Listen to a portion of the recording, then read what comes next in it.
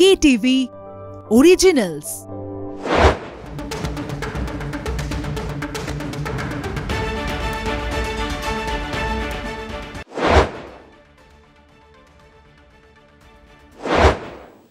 এই মুহূর্তে ইডেনের দিকে নজর রাখতেই হচ্ছে, কারণ ইডেনে আজকে হায়দ্রাবাদের মুখোমুখি কলকাতা। ইডেনে উইকেট নিয়ে বিতর্ক ইতিমধ্যেই তুঙ্গে এবং জয় পেতে কার্যত মরিয়া কেকেআর। ইডেনে চমক দিতে প্রস্তুত রয়েছেন মোহাম্মদ শামি এবং আজকে ঘরের মাঠে কেকেআর এর পারফরমেন্স কেমন হয় সেই দিকেও কিন্তু আমাদের নজর রয়েছে। এবং পাশাপাশি আপনাদের জানিয়ে দেবো, ইতিমধ্যেই কিন্তু সাজো সাজো রব ইডেন গার্ডেন্সে, সেই ছবি আপনারা দেখতে পাচ্ছেন।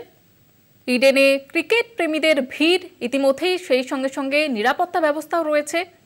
আজ ইডেনে হায়দ্রাবাদের মুখোমুখি হতে চলেছে কলকাতা এবং ইডেনে উইকেট নিয়ে বিতর্ক তুঙ্গে, জয় পেতে মরিয়া কেকেআর।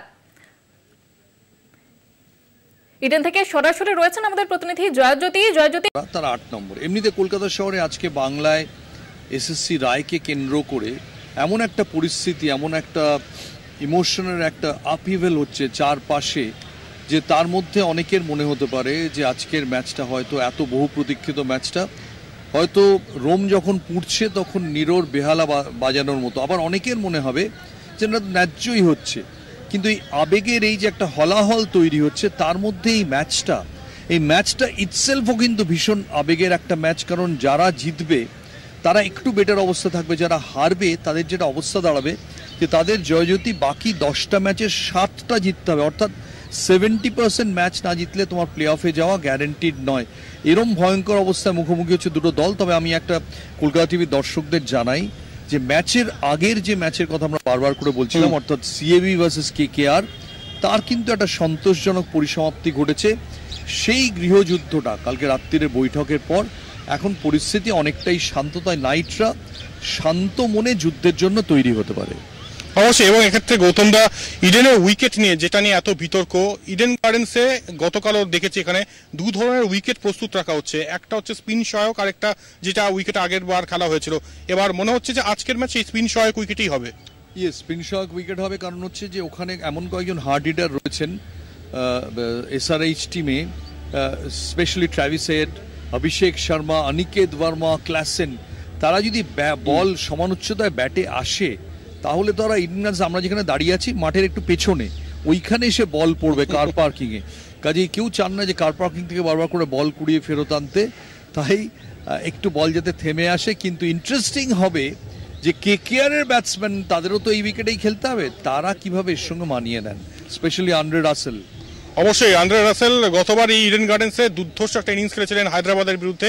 এখানে আরেকজনের কথা বলবো, মঈন আলী গতকাল 1 ঘন্টা নেট প্র্যাকটিস করেছেন। তাহলে কি বাড়তি স্পিনার নিয়ে নামতে চাইছে কেকেআর টিম ম্যানেজমেন্ট? সেক্ষেত্রে স্পেন্সার জনসন কি বসতে পারেন, কি মনে হচ্ছে?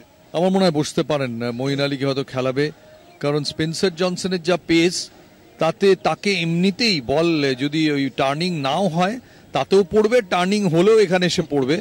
কাজে আমার মনে হয় যে হয়তো একটা চান্স নিতেই পারে মঈন আলীকে খেলিয়ে। যে 3টে স্পিনারে চলে গেল, 3টে স্পিনারে গিয়ে এদের আটকে রাখার চেষ্টা করলো, কারণ সেটাই কেকেআর এর মেন আশা।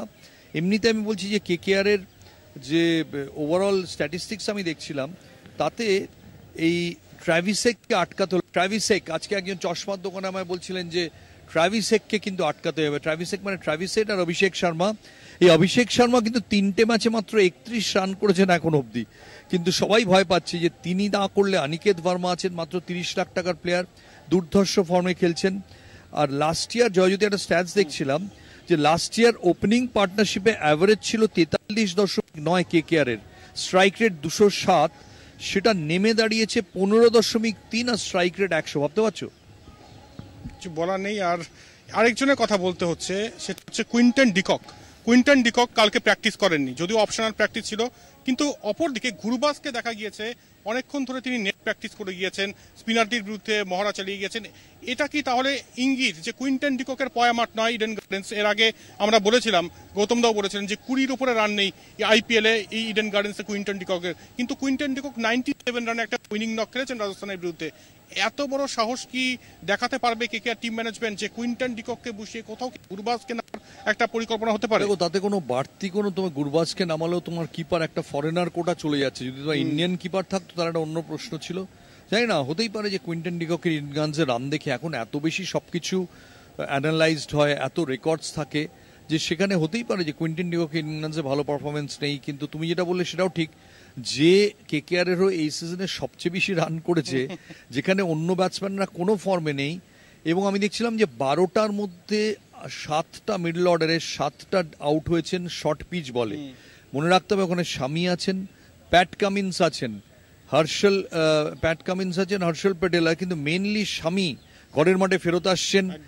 ইডেন গার্ডেন্স ক্রাউড মোহাম্মদ শামি বল করার সময় কিরম চিৎকার করে কিংবা না করে, সেটা খুব ইন্টারেস্টিং দেখার বিষয় হবে, যে ঘরের ছেলে সে ডিভাইড করে দিলেন কিনা। এমনিতেই কেকেআর সম্পর্কে একটু হতাশা দেখতে পাচ্ছি। আজকে যদি জেতে, কেকেআর আজকের জেতাটা ভীষণ ভীষণ ক্রিটিক্যাল।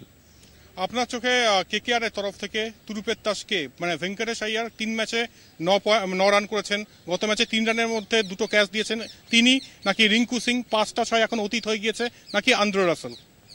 আমার মনে হয় ভেঙ্কটেশ আয়ার এবং অজিঙ্ক্য রাহানে এই দুজনে খুব ক্রিটিক্যাল প্লেয়ার আজকে, কারণ এরা স্পিনটা ভালো খেলেন। মনে রাখতে হবে উইকেটটা আজকে যেটা করা হচ্ছে সেখানে বল পড়ে একটু আস্তে আসার কথা, কারণ বল কম রোল করা হয়েছে, জল কম দেওয়া হয়েছে, কাজে সেই উইকেটে কিন্তু উদ্ধত মারের খেলা চলবে না, সেখানে কিন্তু একটু দেখে খেলতে হবে। কাজে আমরা ক্যালকুলেশন তো ভুল হতেই পারে 20 ওভারের ম্যাচে, অঙ্ক বলছে যে অজিঙ্ক্য রাহানে এবং ভেঙ্কটেশ আয়ার এদের এখানে সফল হওয়ার সম্ভাবনা বেশি।